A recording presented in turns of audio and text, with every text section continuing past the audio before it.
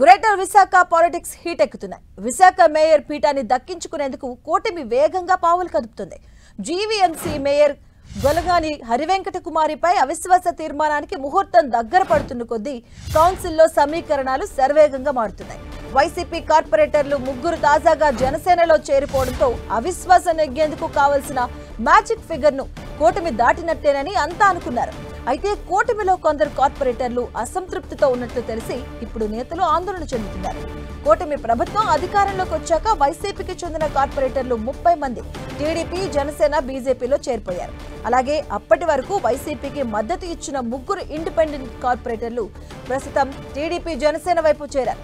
దీంతో కౌన్సిల్లో వైసీపీ బలం తగ్గిపోయింది.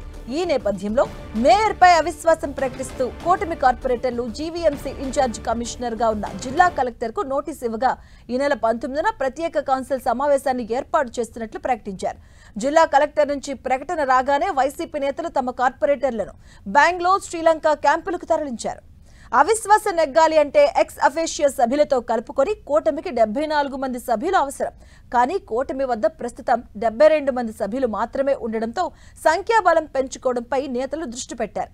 ఈలోగా తమ కార్పొరేటర్లను చేర్జారకుండా కాపాడుకునేందుకు కొద్ది రోజుల క్రిందట మలేషియా తరలించారు. అటు అవిశ్వాస తీర్మానం నెగ్గకుండా చేసుకునేందుకు వైసీపీ నేతలు తమ ప్రయత్నాలు కొనసాగిస్తూనే ఉన్నాయి.